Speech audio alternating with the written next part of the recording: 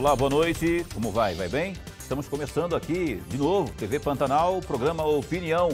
Hoje, sexta-feira, 19 de junho de 2020. Satisfação poder estar com você de novo. Sextou, enfim. Então, a gente hoje vai conversar de política e também sobre tudo que envolve aí a pandemia no âmbito municipal, até porque já temos aqui a mesa, a bancada, o líder do prefeito na Câmara de Cuiabá, vereador Luiz Cláudio, do Progressista. Você vai nos ajudar a fazer o programa de hoje. Você pode participar conosco, mandando a sua pergunta via WhatsApp. Texto, por favor, 99932-2529. Está aí na tela para você, 99932-2529. Você manda a sua pergunta. Se possível, você se identifica também para ficar mais fácil para a gente responder aqui, tá? Alguma pergunta ao vereador Luiz Cláudio, do Progressista. Aqui na bancada também, Lorenberg Alves, meu companheiro de sempre. Boa noite, professor. Boa noite, meu amigo Paulo Coelho, e um grande abraço, mas um grande abraço mesmo a todos os nossos telespectadores. Opinião que está sendo transmitido também via a nossa página no Facebook, a página da TV Pantanal no Facebook. Muito obrigado aí pela sua audiência em qualquer canto que você esteja. Valeu muito, é muito bom ter você de uma forma ou de outra aqui acompanhando o programa Opinião. E também você que nos assiste pelo www.gazetadigital.com.br, também transmissão ao vivo nesse instante do programa Opinião dessa sexta-feira. Vereador Luiz Cláudio, satisfação em tê-lo aqui nessa sexta no Opinião. Boa noite, Paulo. Boa noite, professor Lorenberg. Boa noite, telespectadores do programa Opinião. Muito bem assistido na nossa comunidade de Mato Grosso. E quero dizer que nós aqui estamos sem máscara, mas extremamente protegidos aqui nessa bancada, né? Todos aqui, né, nesse estúdio muito bem protegidos. Uma boa noite a todos. Até porque a gente obedece o distanciamento aqui, daqui e ali, mais de 1,5 m, daqui para cá também a gente está devidamente protegido aqui, sem nenhum tipo de problema. A gente não quer, tudo que a gente não quer é problema. Aliás, por falar em problema, eu quero já perguntar para o senhor, que o senhor, enquanto líder do prefeito, o senhor possa se posicionar, ou dar a sua opinião, pelo menos, quanto a essa polêmica que houve. A gente até noticiou ontem aqui, posicionamento do governo federal, alegando aí, inclusive pedindo devolução de dinheiro, só me engano, 14 milhões, aí que vieram e que a gestão do Emanuel Pinheiro não teria providenciado UTIs novas, ao contrário disso, inclusive, não é? Como que o senhor responde a esse posicionamento aí? A prefeitura se manifestou por meio de nota, a nota, não foi bem uma nota, foi só uma alegação, mas não disse muita coisa, mas eu queria que o senhor se posicionasse sobre isso. Bom, essa questão desses leitos de UTI, houve muita polêmica, houve muita política no meio dessa confusão aí. Quando veio a pandemia, o pronto-socorro antigo, Paulo e Lorenberg, ele ia ser desativado, porque ali seria feita uma obra pelo município para transformar o antigo pronto-socorro no Hospital da Família. Veio a pandemia, teve que parar a questão da desativação do pronto-socorro, porque os leitos desativados no pronto-socorro não foram transferidos por HMC. Lá no HMC foram credenciados novos leitos. E ali ficou aquela questão, aquela polêmica, desativa ou não desativa do pronto-socorro. O município teve que fazer dali uma espécie de hospital-campanha, uma espécie de hospital-referência para acomodação dos pacientes Covid-19. E ali ficaram 55 leitos no antigo pronto-socorro para ser no hospital de referência. Essa questão de devolução de recursos que o Ministério da Saúde enviou é uma questão extremamente técnica da Prefeitura, da Secretaria de Saúde com o Ministério da Saúde, entendeu? Mas há muito mais leitos de UTI disponível hoje de que quando o prefeito Emanuel Pinheiro assumiu a Prefeitura de Cuiabá. Era 1/3 de UTIs disponíveis que tinha, hoje tem 3 vezes mais. Só que quando ele assumiu, não tinha a pandemia, né? Não tinha pandemia e não tinha o hospital HMC, que é o maior hospital referência no estado de Mato Grosso. E lá, Paulo, ficaram ainda leitos disponíveis para outras enfermidades, que a gente também não pode parar tudo em função da Covid-19. Tem que ter leitos também para emergências de acidentado, para emergências de internados por outras comorbidades, como infarto, como e câncer, várias outras enfermidades que o HMC ainda mantém leitos de UTI também para essas outras doenças. Então, Essa questão de devolução é uma questão extremamente técnica entre a Secretaria e o Ministério da Saúde, que eles têm que se resolver. O que nós estamos cobrando, inclusive do prefeito, da prefeitura e do secretário, é que abra novos leitos para que não falte nesse período de subida substancial da questão endêmica dessa pandemia aqui em Cuiabá. Pela informação que a gente tem, esses novos leitos que vocês estão cobrando, já tem um anúncio da prefeitura que segunda-feira ou semana que vem, 30 novos leitos serão abertos aí por parte do Poder Municipal aqui, da Prefeitura Municipal. Mas, o vereador Luiz Cláudio, o que se questiona é justamente essa palavra, novos, não é? Porque ter 95, como a Prefeitura já alegou que tem, UTIs disponibilizadas, não significa que sejam novas. E aí você tem o recurso que veio para essa finalidade, para que você estabeleça, inclusive, a abertura de novos leitos de UTI. E a pergunta que todo mundo faz, a gente faz aqui, até pela falta da informação devida, não é? Aonde que foi aplicado esse recurso, não é? Aí estamos falando dos 41 milhões, não é? Que já foram alegados pelo governo do estado, uma primeira leva de 25 milhões. O dinheiro veio ou está vindo, mas ainda não se tem os novos equipamentos aí, não só em termos de UTI, como também outras providências referentes aí ao combate à Covid. O que tem que ser pensado bastante, essa questão da acusação do governo em relação a onde está os 41 milhões. O governo também recebeu 140 milhões. E ele também fala, abrir novos leitos de UTI no interior do estado. Isso tem que ser dito para a sociedade. A questão de abertura de leito, a sociedade tem que entender que leito de UTI, eu não sou especialista, tá, Paulo Lorenberg? Desculpa aí, se eu estiver errando em algum fato aqui. Mas a questão dessa atenção terciária que a gente fala, de alta complexidade, era de responsabilidade do Estado de Mato Grosso. A baixa complexidade é responsabilidade do município. Então, o credenciamento de leitos também passa pelo Estado de Mato Grosso, né? O que está colapsando Cuiabá não é a questão de Cuiabá. Cuiabá, eu entendo que estava no caminho correto de combate à pandemia, com 95 leitos exclusivos para a Covid, agora mais 30 vai para 115, mais 20, 115, mais 10, 125 leitos de Covid que vai ser atendido, que dentro da nossa capacidade de Cuiabá e dentro do programa que foi feito pelo Comitê Gestor de Combate ao Covid-19, estava muito bem encaminhado. Cuiabá aparecia no cenário nacional como segunda capital em índice de contaminação, como segunda capital em índice de óbito. Aí começou a pressão da abertura no interior do estado, colapsou primeiro no interior. E 50% das internações em Cuiabá hoje são oriundos de pacientes vindo do interior. O que não pode acontecer, e a gente tinha cobrado isso também, inclusive do governo do estado e da própria prefeitura, é que o embate político não é, nesse momento, adequado para Cuiabá, para Mato Grosso, para as vidas que estão sendo ceifadas pela Covid-19. Tanto que o prefeito sentou com o governador, vice-versa, estão conversaram hoje também de novo em relação a essa posição do MP de tentar medidas mais extremas, como o lockdown em Cuiabá. E eu acho que agora esse é o momento de que Cuiabá apresente novos leitos, está fazendo, com mais 40 no São Benedito, com a UPA do Verdão, que também vai ser um hospital referência para acolhimento inicial das vítimas do Covid-19, para que juntos a gente faça e passe por essa pandemia. A Câmara Municipal, na última sessão, nós cobramos o projeto de resolução da mesa diretora para acompanhamento in loco de vereadores escolhidos pelo Colégio de Líderes para acompanhar, inclusive isso que você falou, da aplicabilidade dos recursos para o combate ao Covid, mas eu quero destacar que Cuiabá não está na mira e no rol do Ministério Público Federal, do Ministério Público Estadual, do Tribunal de Contas, nem da Polícia Federal, como muitos gestores estão acontecendo. O que hoje Cuiabá tem recursos em caixa, segundo o secretário de Saúde, para o combate ao Covid-19. Mas o que eu quero destacar aqui?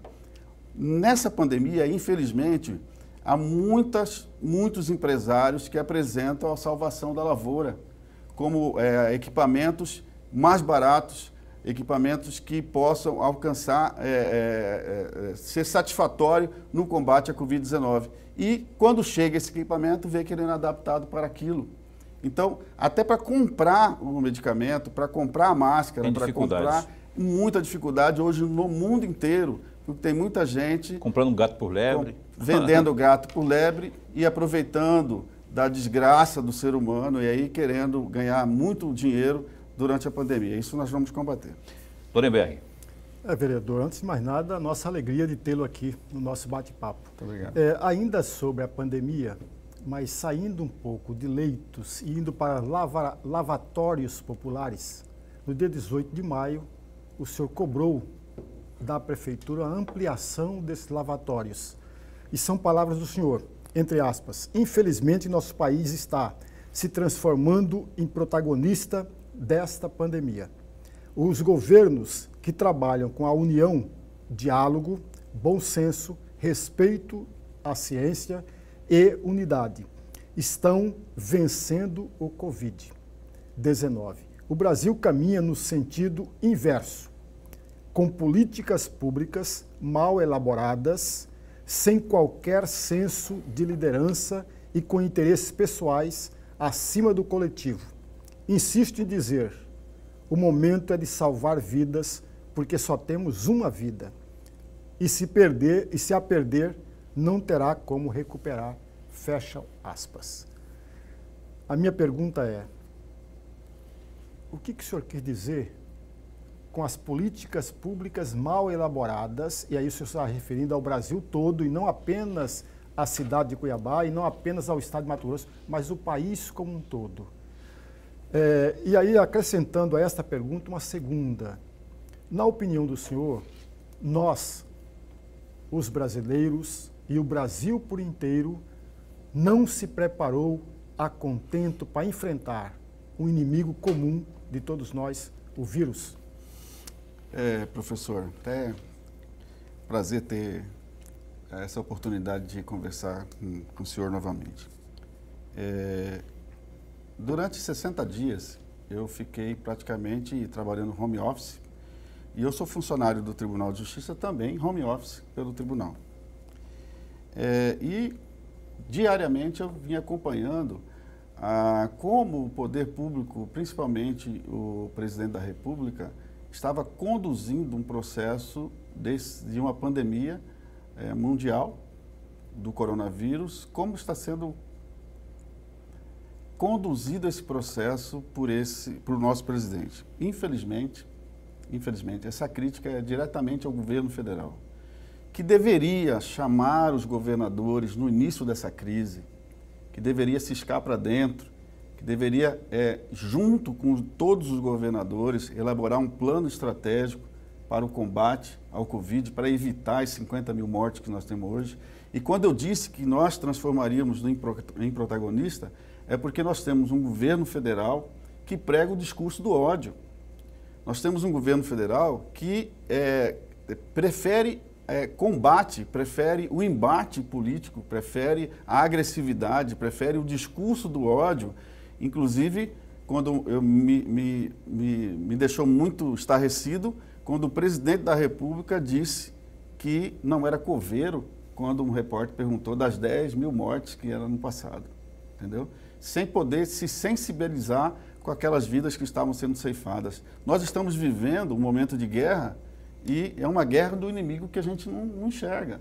Então, ao preferir o combate ao coronavírus, o governo federal preferiu o combate aos outros governadores, combate aos prefeitos, combate à classe política do Congresso Nacional, que não é o momento adequado para isso. A gente tinha que cuidar das vidas e não cuidar disso. O governo federal fez a transferência de renda, talvez fez por um processo de pressão popular, de necessidade, porque praticamente o Brasil parou, mas é só. E toda vez que infelizmente o nosso líder maior faz uma declaração, ele faz uma declaração que causa uma extrema polêmica no Brasil inteiro. E é sem necessidade, professor. Se tivéssemos adotado uma política anterior a isso, como eu declarei aqui, que nós tínhamos que preocupar com vidas inicialmente do que com política, nós não teríamos esse índice de falecimentos, de óbitos no país. E eu acompanho a classificação mundial dos países em índice de contaminação e índice de óbitos. Em primeiro lugar, Estados Unidos, que tem um presidente que pratica o discurso do ódio. Em segundo lugar, o Brasil, que tem um presidente que pratica o mesmo discurso. Em terceiro lugar, Inglaterra, que também tem um primeiro-ministro, Boris Johnson, que também é da mesma linha, da ultradireita, da direita radical, como a gente quiser definir isso. O país nosso não precisa de um discurso de direita radical, não precisa de um discurso de esquerda, precisa de um discurso de coesão. Infelizmente, a pandemia veio num processo que nós temos um presidente que não traz a coesão para o discurso, para o combate ao inimigo. O inimigo do Brasil hoje é o Covid-19. O inimigo não é a classe política. Esse discurso de ódio com a classe política, ele não é esse momento adequado. Eles antecipam eleições, trazem disputa, cotoveladas, espaço político, espaço pelo poder, e esquece que lá no fronte de batalha tem enfermeiro que está morrendo, tem médico que está morrendo e tem a população que está morrendo. Hoje, infelizmente, batemos 50 mil mortes e vamos passar de 1 milhão, com certeza. Vamos. Ô, vereador, por que Cuiabá, então, dentro desse prisma que o senhor colocou aí, não tomou providência lá atrás, tipo 3 meses atrás no mínimo, quando já tinha condições para isso, não é? E a propósito do recurso federal também já tinha a disponibilização dessas verbas aí que já estão vindo, não é? E isso estou falando quanto ao combate sanitário propriamente. Por que Cuiabá não se antecipou sabendo que já existia o risco e a realidade do Covid, não é? E o governo federal decretou calamidade lá em fevereiro. 4 de fevereiro. Aí teve carnaval, teve festa e teve tudo mais. E aí a pergunta é essa, por que o senhor acha que aqui o prefeito não se antecipou com relação a isso? O primeiro momento da crise do coronavírus em Cuiabá foi instituído um comitê gestor. Nesse comitê gestor, a Câmara Municipal não tem assento. Esse comitê gestor é por médicos, especialistas, o prefeito também participa, acho que é até presidente do comitê gestor. Esse comitê gestor que direcionou as atividades, as ações que o município deveria adotar a princípio do combate à pandemia. Eu me lembro que no final de uma reunião do comitê gestor, eu estava na antessala, quando um dos técnicos saiu e falou assim, se não tomarmos providência hoje, 8 mil pessoas vão morrer em Cuiabá. Isso quando? No começo da pandemia, em março, quando começaram a ser adotadas as medidas de isolamento social. E aquilo ali assusta a princípio. Então, o Cuiabá optou pelo isolamento inicial, fechamento do comércio, transporte público, fechou tudo, parou tudo. Nós andávamos durante a semana, parecia domingo em Cuiabá, tudo fechado, tal. E a curva do contágio continuou achatada, né?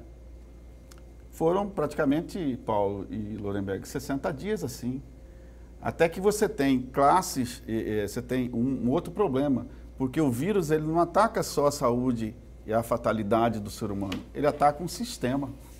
O vírus ataca o sistema. Aí vem a economia, que se não voltar a produzir e trabalhar, em vez de morrer de Covid, vai passar necessidade, né? Então, vem todo esse processo. E como Cuiabá estava com a curva achatada, esse comitê gestor resolveu começar a dar os primeiros passos para poder salvar o comerciante, para poder salvar aquela pessoa que só vive daquilo, daquela venda dali, principalmente do comércio, das indústrias também, do distrito também parou na época, que vivem daquilo.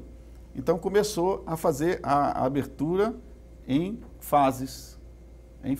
O que o comitê, acredito, no Brasil inteiro, e que a gente não esperava, que quando começou, eu não participo do comitê, mas que imagino que não esperava, é que a ascendência dessa curva, essa curva achatada, ela começou a colocar o pontinho para cima.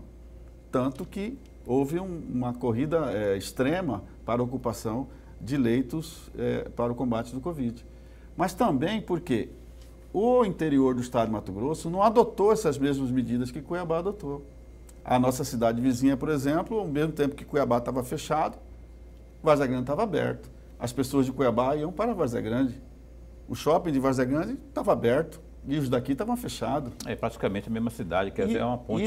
E não pode fazer política de combate se não tratar de região metropolitana. Porque é só atravessar o rio, você já está numa cidade toda aberta. Então, isso aí foi gerando.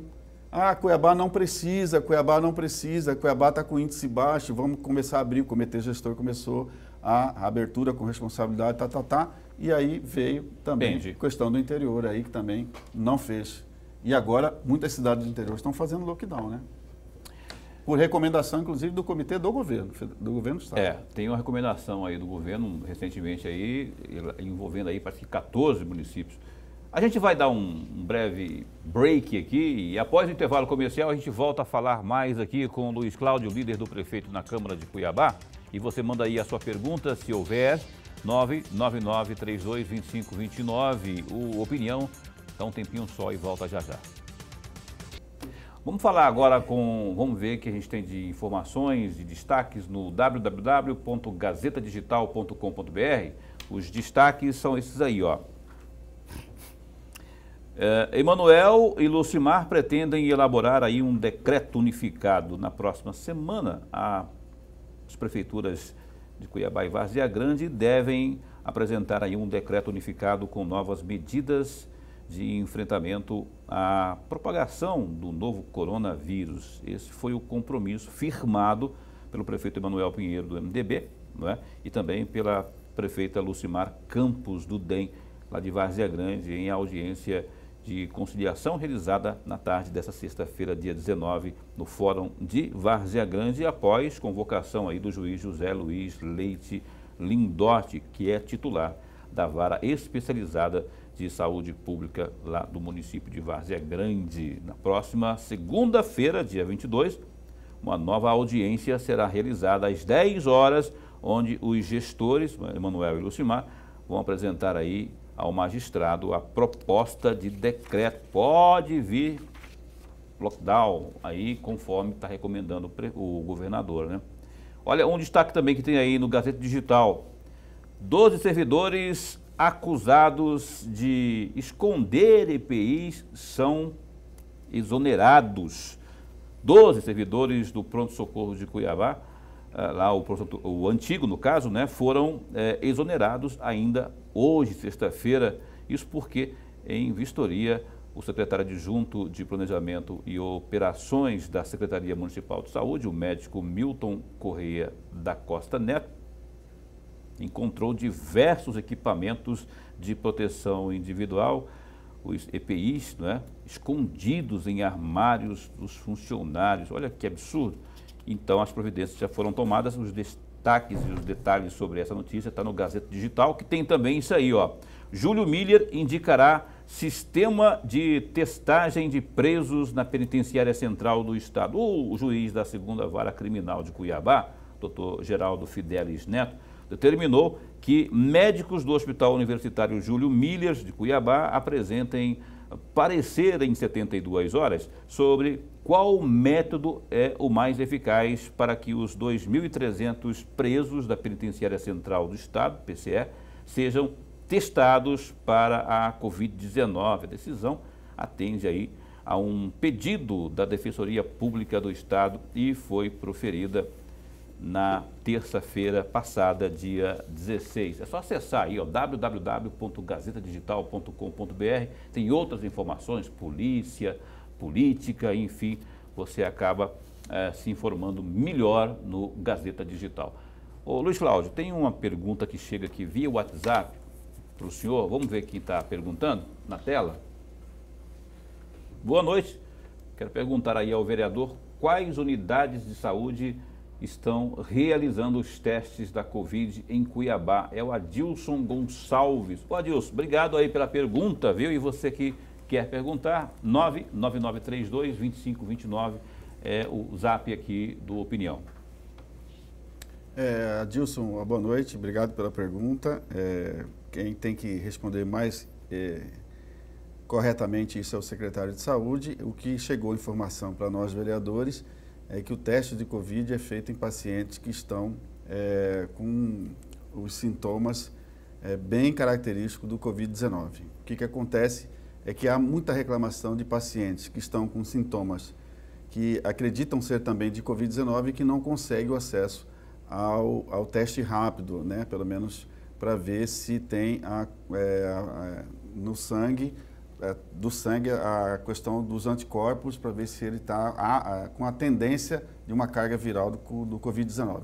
E nós requisitamos aí ao prefeito essas testagens em acelerado, em ritmo mais acelerado, Paulo, principalmente dos profissionais da saúde e dos que acessam os postos de atendimento, as UPAs, os PSF, as policlínicas, que aparentam sintomas da Covid-19 que seja realizado, independente de que ela seja realizado num leito de enfermaria. É preciso que se realize também antes, até para poder a gente ter um controle maior da doença. O que acontece com esse teste rápido é que ele tem 7 dias e pode dar negativo, no outro 7 dias ele pode dar positivo ou vice-versa.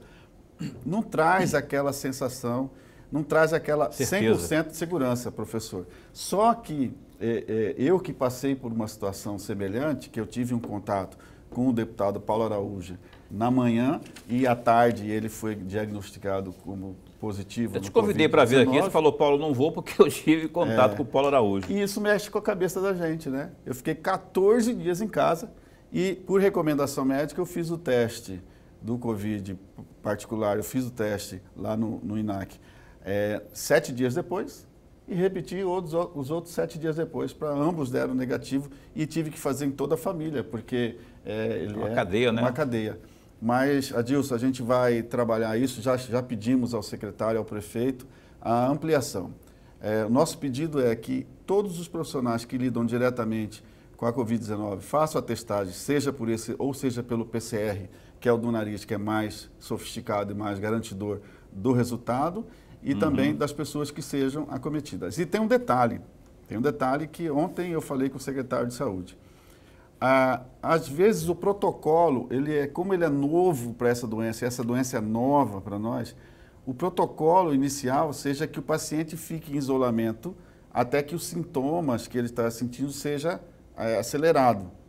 E parece que as coisas estão mudando a nível de OMS, a nível de Brasil, a nível de Cuiabá, para que esse paciente que já esteja com pré-sintomas ou sintomas da Covid, já tem o leito de enfermaria, já coloca no leito. Principalmente se ele for um paciente idoso, obeso ou hipertenso. Fica mais rápido, né? Mais rápido, porque às vezes o tratamento na enfermaria evita a ocupar o leito do UTI. O senhor não teve contato com o Juca do Guaraná, não, recentemente não, né? Porque ele também foi testado, até se recuperou, está se recuperando. Não tive contato com o Juca nesse período que ele ficou internado, ele inclusive teve na UTI, né? Teve, mas já está bem melhor, né? Eu tive um contato com o Juca 20 dias antes de sair a notícia do Covid, então eu não fiquei recluso por causa disso e também não estou aqui ainda transmitindo para o senhor. A gente está tomando cuidado aqui, né, e tal. Mais uma pergunta que chega aqui via WhatsApp para Luiz Cláudio, o líder, o cara que manda ali na bancada situacionista na Câmara Municipal. Vamos ver quem está perguntando aqui. Mais uma pergunta que chega. Boa noite. Pergunta aí para o vereador Luiz Cláudio. Quando vai ser votada a lei orgânica da educação? O Pablo Augusto que está perguntando aí. Boa noite, Pablo. Esse processo é um processo de discussão com as categorias antigas, desde o início da gestão do prefeito Emanuel Pinheiro, que, diga-se de passagem, a educação não tem o que reclamar, né? Os uniformes distribuídos, o ganho real da categoria acima da inflação, pagamento em dia, etc, etc. E a lei orgânica era a cereja do bolo para fechar todo esse processo de melhoramento da educação no município de Cuiabá. Ele está na Câmara Municipal, está passando pelas comissões. Eu sou o presidente da Comissão de Educação e ela só vai ao plenário depois que passar por nossa comissão, que sou eu, o vereador Marcos Veloso e o vereador Mário Nadaf. E até hoje não foi preparado ainda o processo para a nossa comissão. E os vereadores estão fazendo as emendas que também são anexadas ao processo da lei orgânica para poder levar para a comissão. Eu mesmo tenho emendas à lei orgânica da educação. Eu creio que será votada ainda até julho. Essa lei orgânica deve ser votada na Câmara Municipal. Tá aí. 999322529 é o número para você mandar a sua pergunta aí via WhatsApp aqui para o Luiz Cláudio. Tem mais uma pergunta que chegou aqui, vereador. Gostaria que o senhor conferisse com a gente aqui, que é a seguinte: vereador, se o senhor fosse prefeito, qual seria a sua conduta em relação às ações, eu acho que está se referindo aí à questão da Covid. Mudaria alguma coisa ou tá bom? A pessoa que mandou a pergunta não se identificou, final 1212, o celular. Bom, eu diria que bom seria não ter a Covid no meio da gente. Bom seria não ser acometido por essa pandemia e, infelizmente, hoje nós passamos a conhecer as pessoas que estão internadas, que passam. Ela está próximo de mim, está próximo de você, está próximo das pessoas. Hoje, acredito que o morador de Cuiabá conhece alguém que esteja internado pela Covid ou até que veio a óbito por essa doença. Seria muita irresponsabilidade da minha parte falar assim, olha, eu faria diferente, ou eu faria lockdown, ou eu faria testagem em massa, porque quem está sentado lá é que sabe da pressão e da responsabilidade que tem, primeiro, no sentido de salvar as vidas, segundo, de salvar a condição de sobrevivência da pessoa humana, terceiro, que aí a terceira onda que vem após a pandemia, é cuidar de restabelecimento da vida financeira dessa pessoa e principalmente da autoestima. E infelizmente vai ficar, tem que trabalhar muito isso. Eu acredito que o nosso prefeito Emanuel Pinheiro tem feito um bom trabalho em relação ao combate ao Covid-19. Aliás, está dentro de uma pesquisa que foi realizada, foi um dos melhores, ou se não o melhor gestor no combate à Covid até nesse momento. Então a gente acredita que é esse passo a passo, até porque nós não conhecemos o poder dessa doença pode causar na sociedade. O que eu acredito é que ela não só ataca a doença, como ela ataca todo um sistema social. Agora, se algum dia na vida Deus der essa oportunidade, eu vou me ajoelhar aos pés dele e pedir clareza nas ações que tomarem em relação a um problema dessa natureza que ocorre não só aqui, mas no mundo inteiro. Então, problema, não vou tecer críticas e nem vou falar assim, faria de outro jeito, não. Acho que cada um combate de acordo com a sua consciência. Quem que fez essa pesquisa que o senhor falou aí, que apontou o prefeito Emanuel como um dos melhores? Saiu recentemente, eu acompanhei pelas mídias sociais, uma empresa que fez... Não foi o Mark, não, que é o irmão dele, não, né? Porque essa não foi, não foi não, Paulo. Então tá. Eu perco o amigo, não pega a piada. Mas também não sei, né, da onde veio essa pesquisa, mas eu vi, é uma empresa, eu esqueci o nome agora, mas que apontou os gestores que estão combatendo melhor a Covid-19. Professor, por favor. Vereador, de todo modo, é uma doença que o mundo todo não estava preparado para enfrentá-la. A Câmara de Vereadores, o que tem feito para contribuir, para ajudar o prefeito Emanuel Pinheiro, enfim, o munícipe cuiabano, a sair desta crise? Nós tivemos aqui, sentado nessa cadeira aí, o presidente da Câmara, e ele nos dizia naquela oportunidade que a Câmara devolveu ao prefeito cerca de 2 milhões de reais e mais ainda 8 milhões e meio correspondente a emendas parlamentares. Mas a minha dúvida é sempre a mesma. Será que o prefeito está pagando em dia essas emendas, embora sejam impositivas? Aliás, nem o governador do estado está pagando as emendas impositivas da Assembleia Legislativa. Eu pergunto ao senhor, além disso, o que mais a Câmara, o que mais cada um dos vereadores pode contribuir? Se não me falha a memória, o Diego esteve aqui também e ele disse que teve uma proposta dele de devolver a verba indenizatória para atender as necessidades da pandemia. E o que não foi aceito essa proposta. eu pergunto ao senhor, o que deveria fazer cada um dos 25 vereadores? Teve um que devolveu até salário, né? Que falou Foi o Diego que devolveu 2 meses de salário. Bom, o presidente da Câmara Municipal fez e com a anuência de todos os vereadores da casa, devolver no orçamento dele R$2 milhões no início do combate à pandemia, e os vereadores passaram a destinar as emendas impositivas que eram para outras finalidades, que a emenda impositiva do vereador é metade para a saúde e metade ato discricionário dele. Ficou 100%, a grande maioria, se não quase todos, 100% para o combate à Covid. Então, todo o recurso das emendas foram transferidos à sua destinação para o combate à Covid. Mas isso não significa dinheiro em caixa, não significa dinheiro na prefeitura. A emenda impositiva são a destinação do parlamentar, onde o município, em tese, é obrigado a cumprir a emenda positiva no serviço que ele indicar, uma obra, uma transferência de um recurso para um programa, a compra de alguma coisa, ele destina, a prefeitura compra. Só que nós estamos vivendo uma pandemia, já é um bloqueio nisso.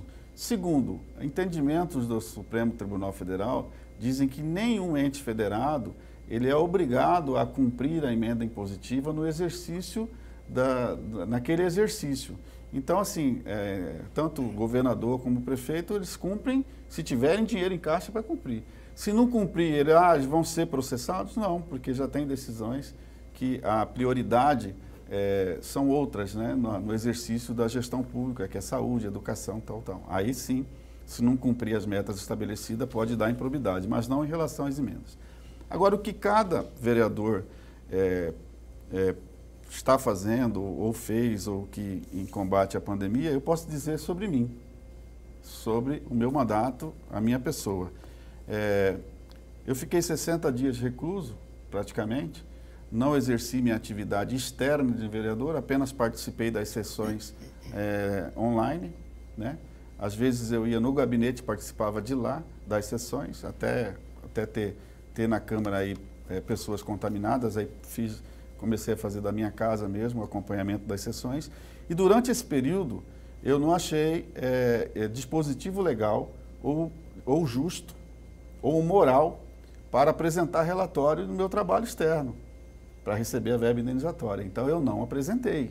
Logo não recebeu. Logo não recebi. Esse recurso fica na caixa da Câmara Municipal. Eu remeti um ofício ao presidente pedindo a transferência desse recurso das 2 verbas indenizatórias de março e abril para o combate ao coronavírus. Aí uma lá ação... com ele.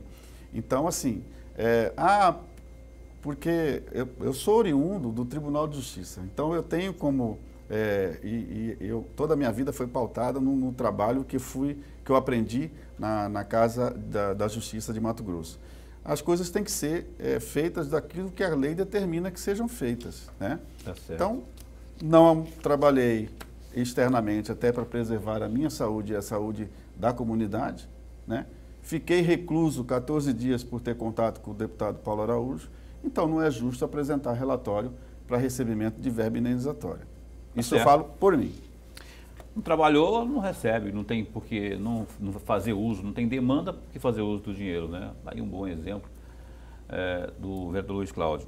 O vereador, eu vou mais uma vez interromper aqui, a gente vai ao intervalo comercial, não sem antes reforçar aqui que você pode participar conosco, mandando sua pergunta aí. O último bloco está aí, ainda tem tempo, 99932-2529, aqui no programa Opinião, que volta já já. Você pode participar, ainda dá tempo, 99932, esse que está aqui ao meu lado é o vereador Luiz Cláudio, líder do prefeito na Câmara Municipal de Cuiabá, está respondendo aqui aos questionamentos ligados aí ao parlamento e também às ações do Executivo Municipal quanto ao combate à Covid. Eu quero unir esses dois assuntos nessa próxima pergunta aqui, vereador. Tem já aprovada aí uma comissão parlamentar de inquérito chamado Covidão, né? E aí o senhor falou agora há pouco, no bloco anterior, sobre a situação das declarações que são feitas pelo presidente da República, que muitas vezes atrapalham, né, a execução de políticas públicas país afora. Entretanto, na prática, o que resolve é a prática, não é? O governo federal está impedido de dar pitaco nos municípios e também nos estados. Eu quero saber, existe a CPI no âmbito do município de Cuiabá instalada no âmbito da Câmara, e por que ela ainda não está, não foi instalada propriamente, né? Ela já tem aí o encaminhamento, mas sequer o presidente da Câmara tem aberto os trabalhos na Câmara propriamente, os trabalhos estão mais externos para os vereadores em suas respectivas bases, não é? Mas ali propriamente, do ponto de vista administrativo, não tem havido avanço. E a CPI não tá fluindo por quê? Bom, primeiro eu quero dizer que a Comissão Parlamentar de Inquérito ela é um instrumento legítimo das minorias. E ela teve, parece que 10 assinaturas e é necessário apenas 9. Ocorre que na Câmara Municipal, regimentalmente, existem 5 CPIs em funcionamento.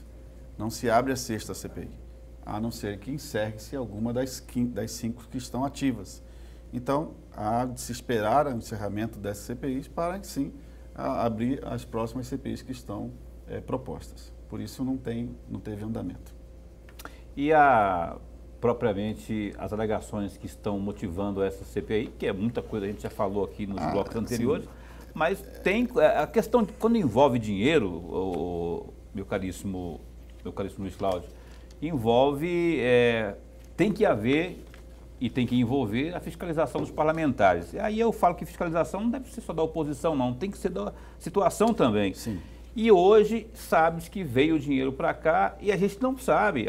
Os órgãos de comunicação não têm os instrumentos de transparência que teriam que ser uma praxe no Executivo Municipal.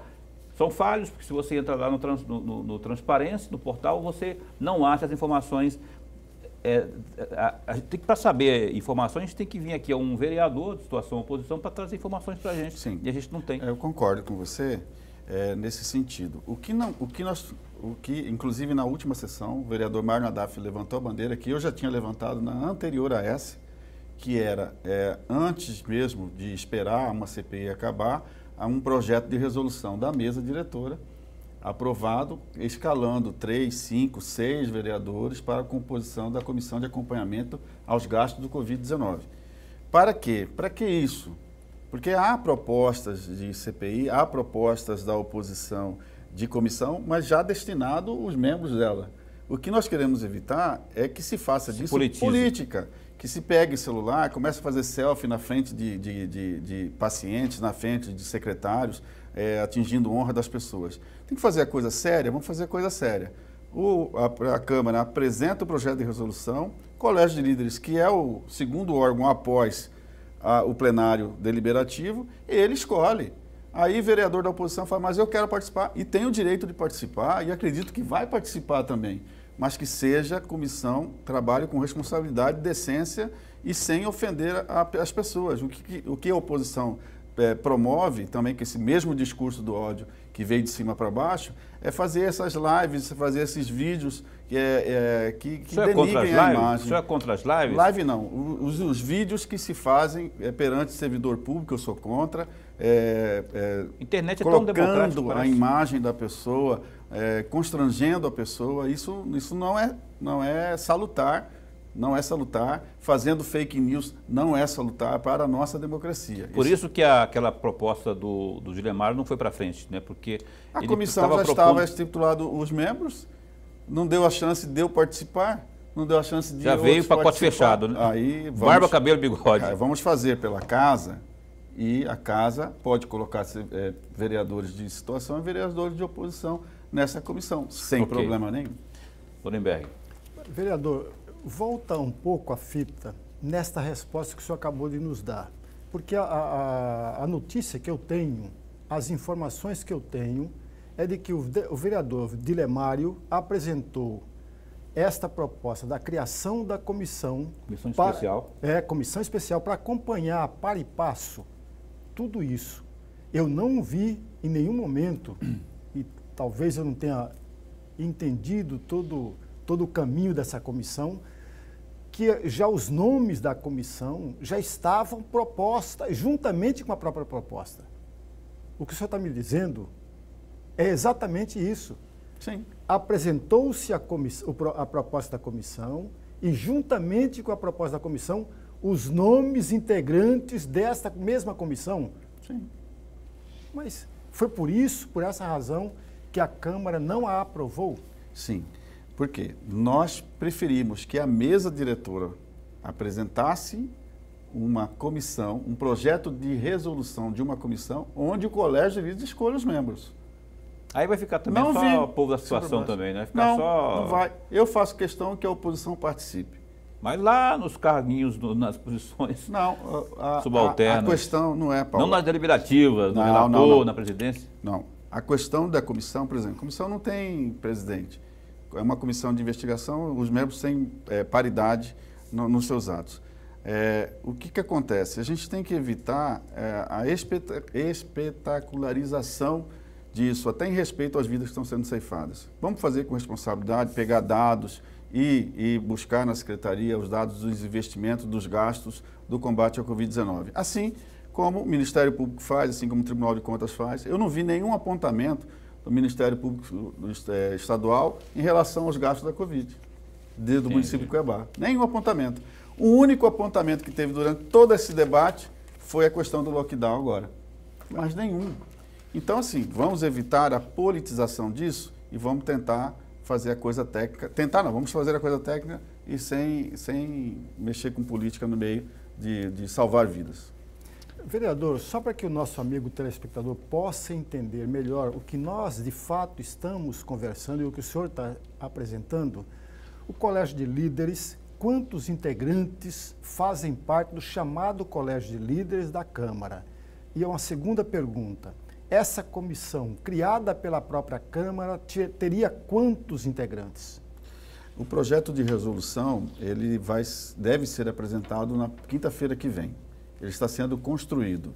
Para ficar uma coisa mais igualitária e ter a participação dos vereadores, componentes, líderes dos seus partidos, eu acredito que seja no mínimo 5.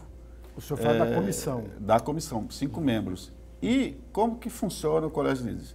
Cada representante do partido, se o partido tem 3 vereadores, ele tem que selecionar um líder. É proporcional. Por exemplo, o progressista, o líder é Marcrian.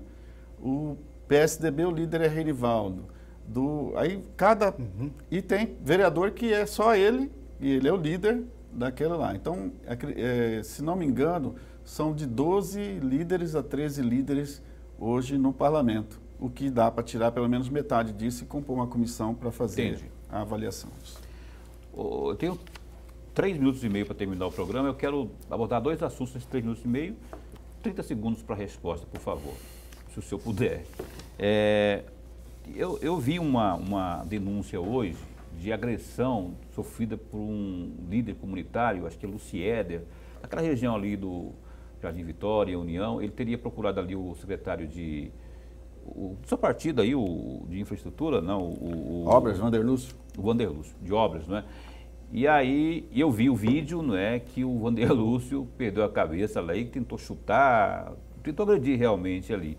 Eu não sei o que aconteceu antes disso aí.